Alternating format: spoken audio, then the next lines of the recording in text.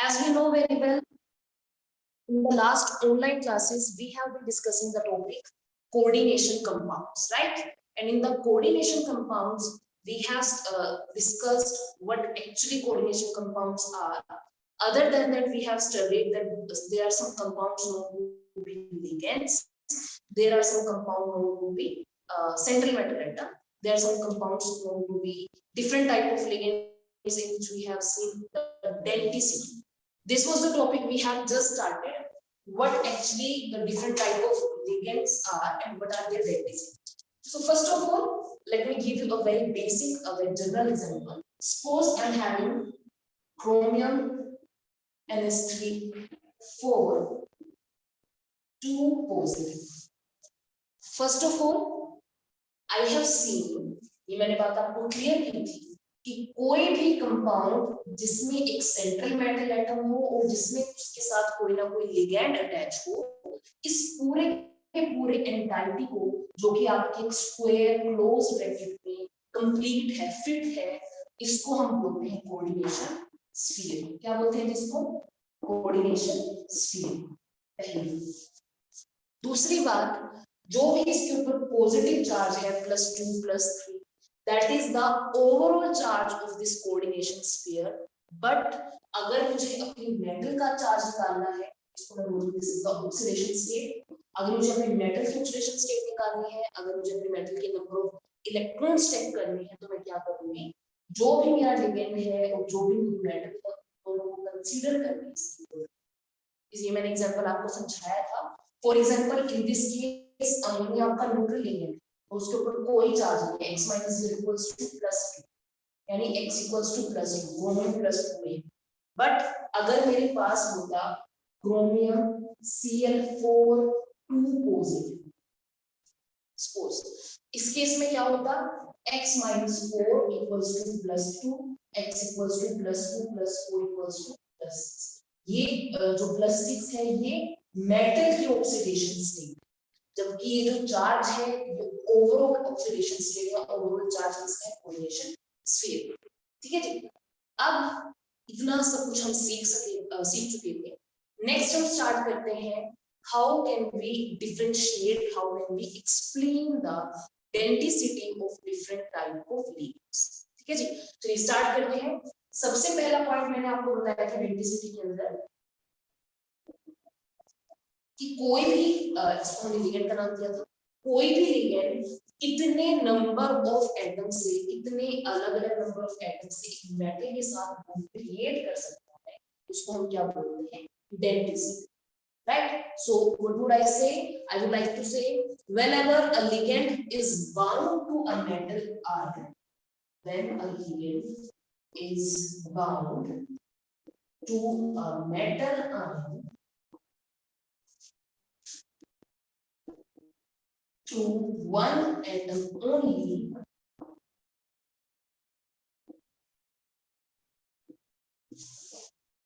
then the ligand is named unique monodentate ligand. For example, ammonia. For example, Cl. For example, water. For example, OH negative, and so on. यानी वो सारे ligand जो सिर्फ अपने एक ही atom के through अपने मेटल के साथ बॉन्ड क्रिएट कर सकते हैं, उन कंपाउंड को हम बोलते हैं, उन लिगेंड्स को हम बोलते हैं मोनोडेंटेट लिगेंड. मान लीजिए ये जो आपका अमोनिया है ये क्रोमियम के साथ अटैच हो रहा है, तो ये आपका अमोनिया यहाँ पे किस तरीके से एग्जिस्ट कर रहा है? This is behaving as monodentate ligand. Next, suppose we have didentate ligand, यानी ऐसे लिगेंड्स जो दो डिफरेंट एटम से अपने लिगेंड को, अपने मेटल को अटैच करा सकते हैं, they are known to be didentate ligand. For example बहुत ही बेसिक एग्जांपल लेके चलते हैं. इथेन 1,2 डाइअमर, और इसका in the case of coordination chemistry हमने उसको रिप्रेजेंट किया है स्मॉल en से. अब देखते हैं कैसे.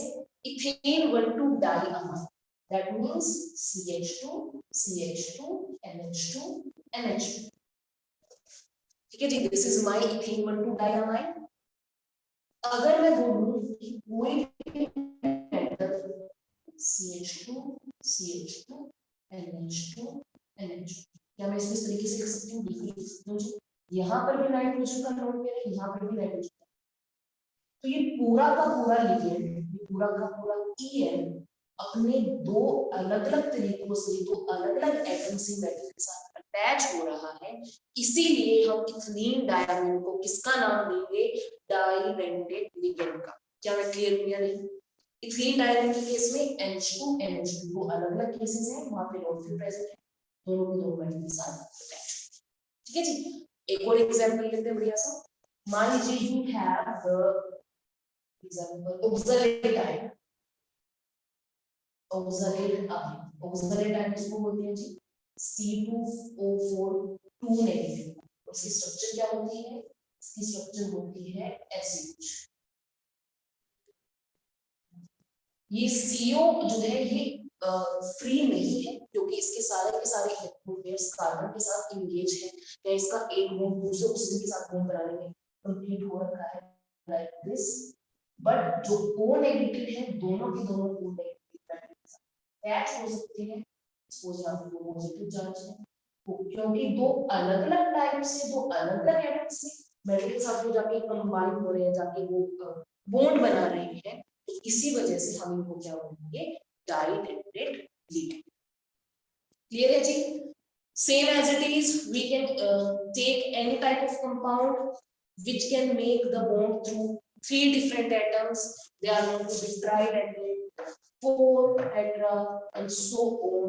But जब भी हमारे पास ऐसे लिगेंड्स आते हैं जो 2 से ज्यादा एटम से अपने मेटल के साथ बॉन्ड क्रिएट कर सकते हैं, इनको हम बोलते हैं पॉलीडेंटेट लिगेंड। उनको किसका नाम दिया जाता है जी? उनको नाम दिया जाता है जी polydentate ligand. Clear? Alright. So polydentate ligand are those compounds which can attach with the metal, which can attach with the metal through more than 2 number of atoms. ठीक है जी? This is known to be the polydentate ligand. अब आप obviously एक तो example मुझे देने पड़ेंगे इस बात को अपने बेटर प्रूव करने के लिए। बहुत ही सिंपल सा एग्जांपल है आपका, जो सबसे ज्यादा यूज भी होता है, that is EDTA। I hope आप लोगों ने EDTA का नाम कहीं ना कहीं सुना होगा, किसी लोअर क्लासेस में, 11th में या 12th में, किसी न किसी चैप्टर में। EDTA आपका वो कंपाउंड है, पहले इसकी डेफिनेशन देते हैं। This is ethene diamine tetra acetate ion. अब देखते हैं कि किस तरीके से या कितने नंबर ऑफ एलिमेंट्स के साथ, सॉरी एटम्स के साथ अपनी मेटल के साथ अटैच हो सकते हैं। Let's start.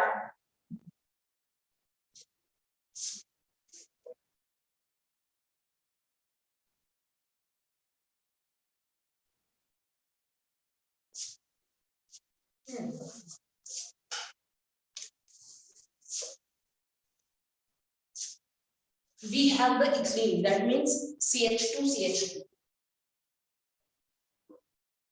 Then we have the diamine, that means nitrogen. Then we have the tetraacetate, that means 2 different acetate ions.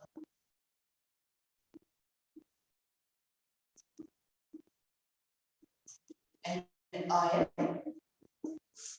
This, तो मेरे प्यारे बच्चों, सबसे पहली बात तो आप लोग यहाँ से देखने से क्लियर कर सकते हो कि यहाँ पे 4 डिफरेंट एटम्स हैं, 4 different we can say dents हैं यहाँ पे, जिनके थ्रू वो मेटल के साथ अटैच हो सकता है, जिनके थ्रू वो मेटल के साथ बॉन्ड क्रिएट कर सकता है इस तरीके से। ठीक है जी? सो इसको हम बोल सकते हैं कि आपका टेट्राडेंटेट है, या इसको बोल सकते हैं पॉलीडेंटेट। बट इसके अलावा आपके जो नाइट्रोजन की लोन पेयर है, ये भी इस मेटल के साथ बॉन्ड क्रिएट कर सकते हैं। और EDTA जो है वो एक्चुअल में आपका हेक्साडेंटेट लिगेंड है, क्रिएट करता है rather than the tetradentate ligand. Clear? अब क्वेश्चन ये राइज होता है कि ये तो हमने सीख लिया कि यहाँ पे टोटल हमें 6 एटम दिखाई दे रहे हैं जिसके थ्रू वो मेटल के साथ बॉन्ड क्रिएट कर सकते हैं। बट क्वेश्चन ये राइज होता है कि हमें पता कैसे चलेगा, सॉरी मेटल के साथ बॉन्ड क्रिएट कैसे करेगा।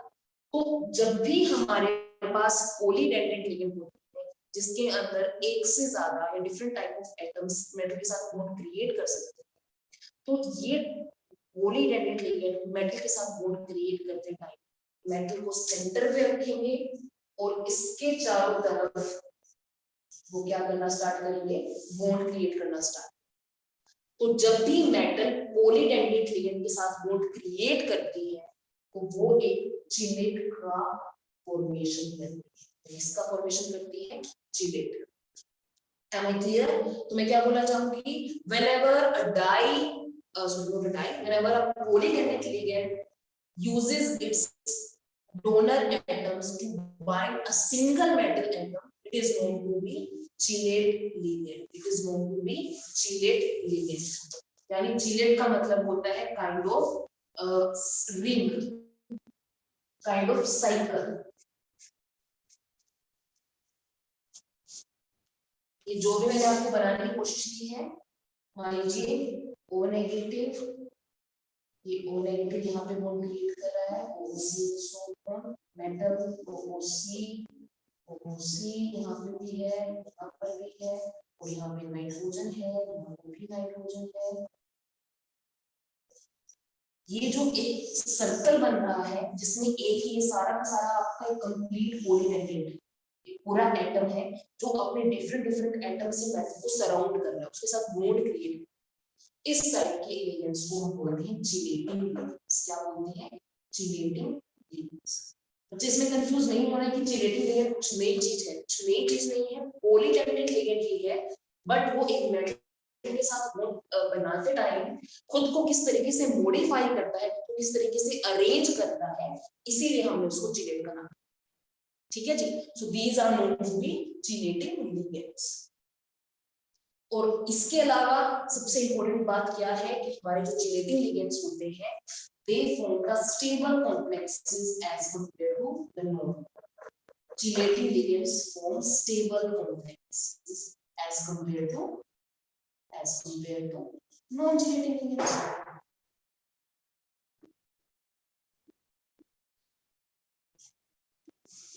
All right, so this is known to be the chelating ligands। और इनकी स्टेबिलिटी क्यों है ज्यादा, इसके बारे में हम डिटेल से पढ़ेंगे इसी चैप्टर में, बट फर्दर जब हम थोड़ा आगे चले जाएंगे तब हम इसके बारे में डिटेल से पढ़ेंगे। पर फिलहाल आप लोगों को ये दो बातें याद रखनी है कि पॉलीडेंटेट लिगेंड वो मेटल को सराउंड करते हैं different type of binding atom के थ्रू, और फिर वो बॉन्ड क्रिएट करने के बाद स्टेबल कॉम्प्लेक्स। ठीक है जी। तो हमें अभी तक लिगेंड्स के बारे में पता चल गया, monodentate, by, try, polydentate and so on. इसी के अंदर हमारी छोटी सी कैटेगरी और बचती है, उसको हम कवर करने की कोशिश करेंगे। That is known to be ambidentate ligand. That is known to be ambidentate ligand. ये लास्ट टाइप ऑफ नेसेसिटी है ligands.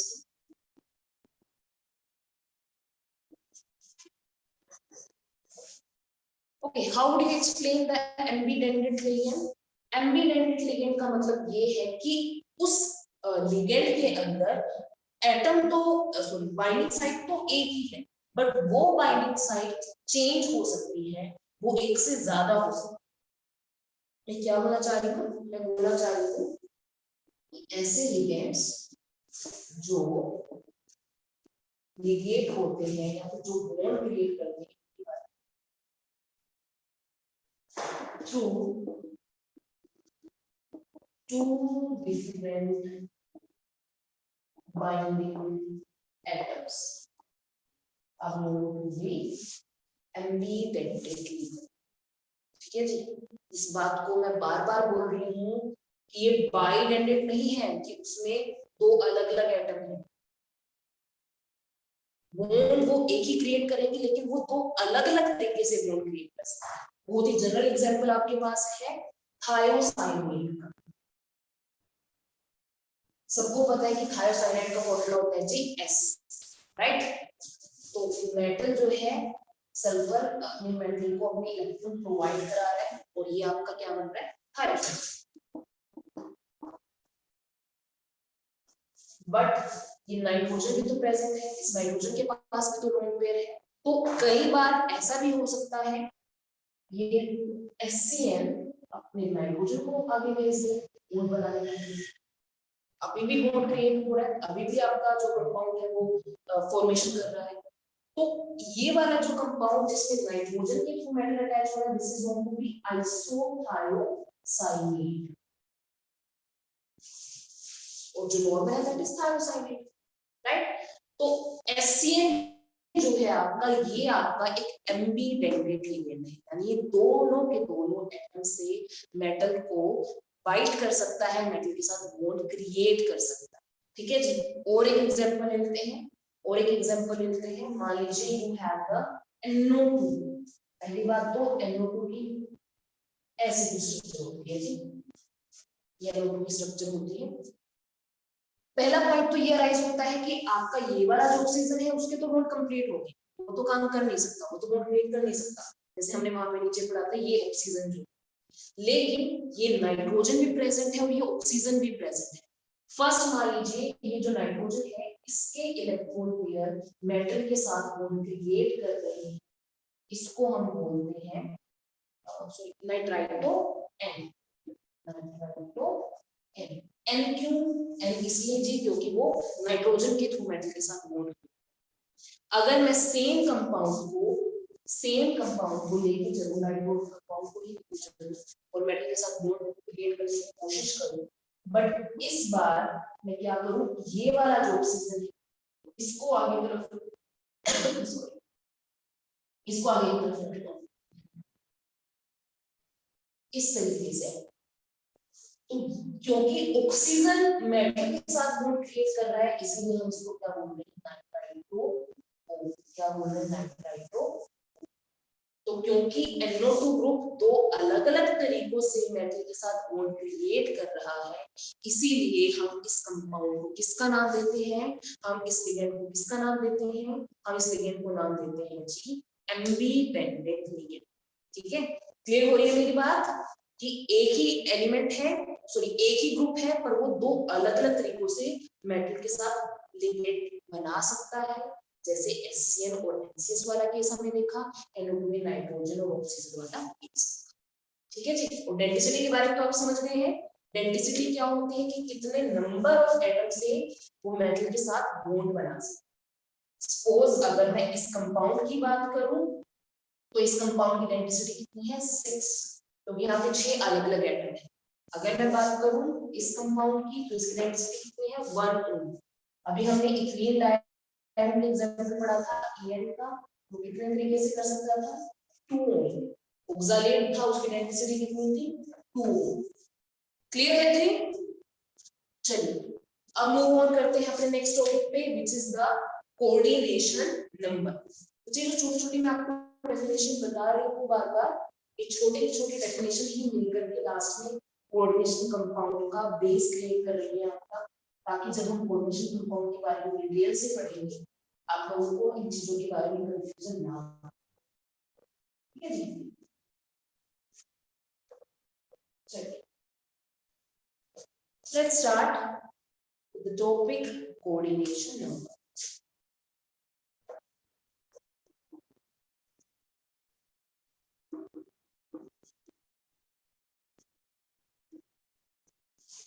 Coordination number, coordination number का मतलब क्या है, कोऑर्डिनेशन नंबर का मतलब है कि in a coordination sphere the metal is attaching with the different type of ligands, the number of ligands attached to the metal atom is known as coordination number। मेरे प्यारे बच्चों, आप लोगों को याद होगा जब हम ऑफलाइन क्लासेस पढ़ रहे थे, हम लोगों ने चैप्टर नंबर 1 पढ़ा था सॉलिड स्टेट, और आपको ये भी याद होगा हमने सॉलिड स्टेट में बहुत सारे डिफरेंट टाइप ऑफ अरेंजमेंट देखी थी, जैसे कि हेक्सागोनल फोर्स मैकेनिज्म, जैसे कि फेस सेंटर्ड, जैसे कि body centred and so on. इससे पहले हमने ये टाइप ऑफ पढ़ा था कि मान लीजिए आपके डिफरेंट डिफरेंट एटम है सॉलिड के, और ये वाला जो कंपाउंड है, ये वाला जो एटम है, ये कितने नंबर ऑफ एटम के साथ अटैच हो रहा है, कितने नंबर ऑफ एटम के साथ जुड़ा हुआ है, उसको हमने कोऑर्डिनेशन नंबर है। आपको ध्यान नहीं, हमने सॉलिड स्टेट में पढ़ा था। सेम एज इट इज वो यहाँ पे बोल रहे हैं कितने नंबर ऑफ लिगेंड उस मेटल के आसपास हमें दिखाई दे रहे हैं, उसको हम बोलते हैं उसका कोऑर्डिनेशन नंबर। मान लीजिए एक बढ़िया सा एग्जांपल लेते हैं, you have platinum Cl6 negative, platinum Cl6 negative. यहाँ पे टोटल प्लैटिनम के साथ कितने क्लोरीन जुड़े हुए हैं, 6। तो प्लैटिनम का कोऑर्डिनेशन नंबर यहाँ पर 6 है। Please don't confuse it with the density. Chlorine की डेंसिटी 1 है, लेकिन प्लैटिनम का कोऑर्डिनेशन नंबर 6 है, क्योंकि यहाँ पे 6 क्लोरीन ने इस प्लैटिनम को सराउंड कर रखा, 6 क्लोरीन ने इस प्लैटिनम के साथ बॉन्ड क्रिएट। ठीक है जी, same as it is that we have another very simple example, nickel NH3 4 2 4। यहाँ पे कोऑर्डिनेशन नंबर कितना है जी, you know very well, 4 atoms हैं, 4 नंबर। ठीक है जी, same as it is let we are moving with the little bit higher, little bit complex, COEN thrice 2 तो सबसे पहली बात तो मुझे यही पता होना चाहिए कि मेरा जो ईयर है वो यहाँ पे रिप्रेजेंट किसको। आपको पता है मैंने अभी whenever we have started the class आपको समझाया था कि हमारा जो ईएन है ना वो यहाँ पे इथीन डायन को रिप्रेजेंट करता है। ठीक है, और हमें पता है कि हमारा जो इथीन डायन है इसका कुछ ऐसा फॉर्मूला था,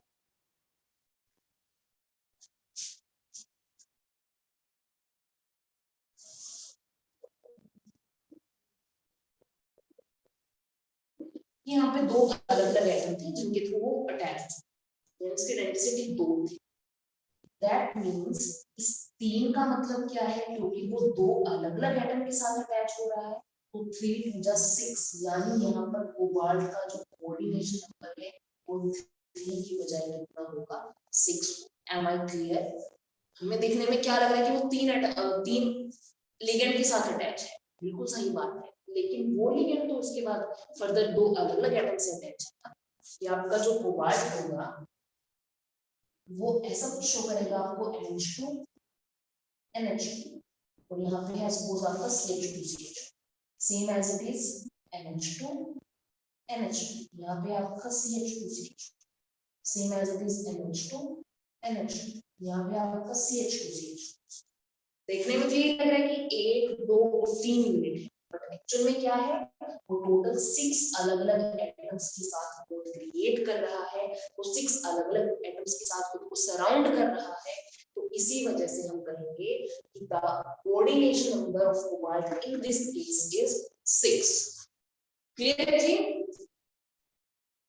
सेम एज इट इज अगर मैं एग्जांपल दूं आप लोगों को, ऑक्सलेट आयन का जो हमने अभी पहले पढ़ा था C2O4, इसके केस में अगर मैं यहाँ पर यहाँ पे 3 है तो स्टिल देखने में 3 लग रहा है, लेकिन आपको ऑक्सलेट आयन डाइडेंटेट है, इस वजह से आयन का कोऑर्डिनेशन तो यहाँ पे कितना होगा, 6। क्लियर? अच्छा, एक बात और आप लोगों को बताऊंगी, जब भी हम कोऑर्डिनेशन नंबर के बारे में स्टडी करते हैं, जब भी हम कोऑर्डिनेशन के बारे में पढ़ने की कोशिश करते हैं, एक बात आप लोगों के माइंड में हमेशा क्लियर रहनी चाहिए कि कोऑर्डिनेशन नंबर हम सिर्फ और सिर्फ उन्हीं एटम्स का देखेंगे जो मेटल के साथ सिग्मा बॉन्ड बना, that means only sigma bond are considered in the coordination number. Pi bond जो है वो कोऑर्डिनेशन नंबर में काउंट नहीं होते। ठीक है, खैर ये थोड़ा सा कॉम्प्लेक्स लेवल का एग्जांपल है, क्योंकि हमारे कई सारे लिगेंड्स ऐसे भी हैं जो मेटल के साथ पाई बॉन्ड क्रिएट कर सकते हैं, पर वो थोड़ा सा हाई लेवल का हो जाए, वो फिलहाल हम लोगों को पढ़ने की जरूरत नहीं है। बट स्टिल 0.1% अगर मैं चांस लेके चलूं, प्रोबेबिलिटी लेके चलूं, आपके पास कोई ऐसा लिगेंड दे दे बोर्ड एग्जाम में जो पाई बॉन्ड क्रिएट कर रहा है जो आपको स्ट्रक्चर बना के दिखा रहा है उसको कोऑर्डिनेशन में पूछते हैं। तो must remember that we will see it in the sigma. Clear है जी?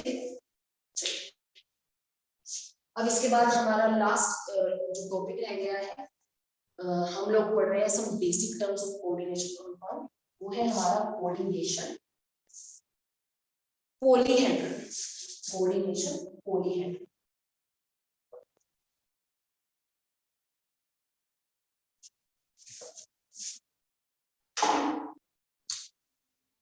ओके, पॉलीहेड्रल का नाम सुना लग रहा है।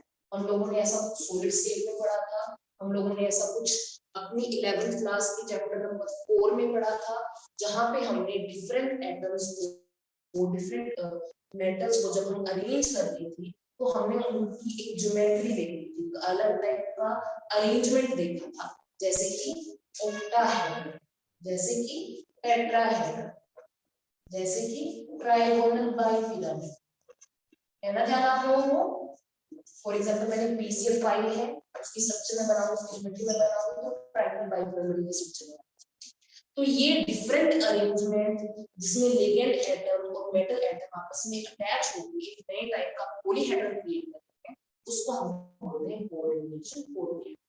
ये कोई नया टॉपिक नहीं है आप लोगों के लिए, आप लोग इसके बारे में अच्छे से पहले से जानते हो। Square pyramidal, square planar, octahedral, tetrahedral geometry में पढ़ चुके हैं, बट क्योंकि हम इसमें कोऑर्डिनेशन मेथड यूज कर रहे हैं, डी ब्लॉक की मेथड यूज कर रहे हैं, इसीलिए हम इसका नाम रखते हैं कोऑर्डिनेशन पॉलीहेड्रल। ठीक है जी? फॉर एग्जांपल ये आपका मेटल है, ये आपका लिगेंड है, यहाँ पर भी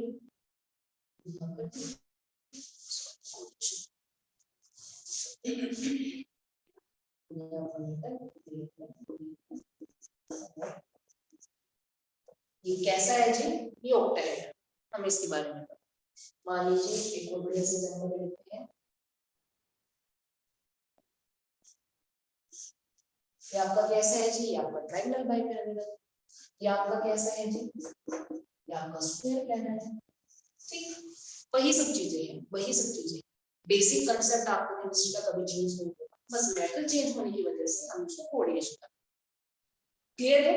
अब चलते हैं अपने लास्ट डेफिनेशन की तरफ और फिर आपका ये टॉपिक कंप्लीट हो जाएगा, यानी आप कोऑर्डिनेशन केमिस्ट्री के सभी बेसिक्स सीख चुके हो। इन बेसिक्स को फिर हम आगे अप्लाई करेंगे अपने टॉपिक्स को फर्दर अंडरस्टैंड करने। ठीक है जी? लास्ट टॉपिक है आपके पास homoleptic and heteroleptic complexes. Homoleptic and heteroleptic complexes. सिर्फ 1 मिनट का टॉपिक है ये।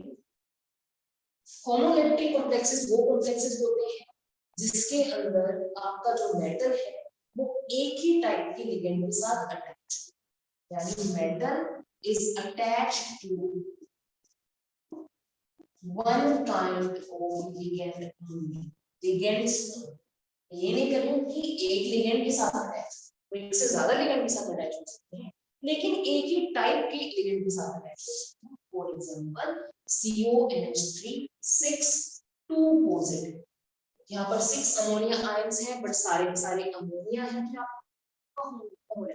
Suppose we are having chromium Cl4 2 positive, एक ही है आपका, लेकिन सॉरी 4 क्लोरीन है, लेकिन एक क्लोरीन ही एटम है, एक ही टाइप का लिगेंड है, तो इसको क्या बोल रहे हैं? होमोलैक्टिक। बट अगर आपके पास कोई ऐसा कंपाउंड आ जाए, मान लीजिए आपको टोटल 6 के साथ बॉन्ड बना है, उसने 4 अमोनिया के साथ और 2 क्लोरीन के साथ बॉन्ड बना, अब ये आपका कैसा होगा? हेटेरोलैक्टिक। क्यों? क्योंकि इसमें डिफरेंट टाइप के लिगेंड अटैच, ठीक है, और ये जरूरी नहीं कि 2 ही टाइप हो सकते, 3 4 5 जितना भी है वो डिपेंड करता है कि मेटल कितने बॉन्ड बना सकते हैं। मान लीजिए वो इसके साथ बॉन्ड बना है, हेटेरोलैक्टिक है आपका। मान लीजिए इसके साथ बॉन्ड बना है, हेटेरोलैक्टिक है। सो यानी जिसमें टाइप के लिगेंड्स, क्लियर है? तो होमोलैप्टिक एपिलेप्टिक भी कंप्लीट हो गया। आज हमने क्या सीखा? आज हमने बेसिक टर्म्स वाला जो टॉपिक है उसको कंप्लीट करते हैं कोऑर्डिनेशन कंपाउंड्स का। इसमें हमने ये लिखा है कि हमारे कोऑर्डिनेशन कंपाउंड्स किस तरीके से या उनकी बेसिक टर्मिनोलॉजी क्या क्या है। ये आपका कोऑर्डिनेशन स्फीयर किसको बोला जाता है, सबसे मेन टॉपिक, जिसमें मेटल और डिफरेंट लिगेंड आपस में अटैच, वो डिफरेंट लिगेंड किस प्रकार के हैं, कौन कौन से टाइप के हैं, उसकी बेसिस पे हमने होमोलैप्टिक एपिलेप्टिक पढ़ा। हमारे जो लिगेंड है वो कितने अलग अलग तरीकों से मेटल के साथ बॉन्ड क्रिएट कर सकते हैं, that is known to be denticity, वो टॉपिक हमने कवर किया। इसके अलावा ऑक्सीडेशन स्टेट के बारे में पहले से पता था, और एक लास्ट टॉपिक हमने देखा है कोऑर्डिनेशन कोऑर्डिनेट। क्लियर है जी? तो आपका जो कोऑर्डिनेशन कॉम्प्लेक्सेस वाला टॉपिक है इसकी बेसिक टर्मिनोलॉजी कंप्लीट हो गया है। इसके बाद हम स्टार्ट करेंगे कि हमने कोऑर्डिनेशन कंपाउंड के बारे में जो इतनी सारी चीजें सीखी हैं, अब हम उनको नाम कैसे दें, उनका नामकरण कैसे करें, उनकी नॉमेनक्लेचर कैसे दें, that means the IUPAC nomenclature, very important for you, very important for your board examination as well as the competitive exam। देखने में बहुत सिंपल लग रहा है कि हमें IUPAC नेमिंग ही देनी है, बट कोऑर्डिनेशन केमिस्ट्री में जो IUPAC नेमिंग है वो स्लाइटली चेंज है, वो थोड़ी सी डिफरेंट है as compared to normal organic compounds। ठीक है जी? तो नेक्स्ट क्लास में हम IUPAC नॉमेनक्लेचर की कुछ रूल है और एक दो कंपाउंड एग्जांपल लेके IUPAC नॉमेनक्लेचर भी करेंगे। Clear? Till now, we have completed the introduction of coordination compound as well as the basic terms used in coordination compound. If there is any kind of doubt, any kind of query, please let me know. Yes, my dear students, if there is any doubt, any query, please let me know. Raise your hand, anybody, if there is any doubt.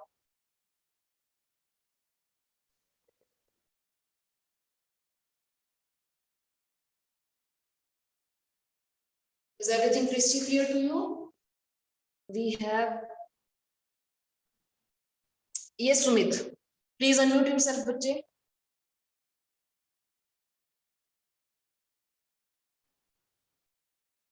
Swati ma'am, should I stop recording? Yes, ma'am. Please stop the recording. This is doubt session.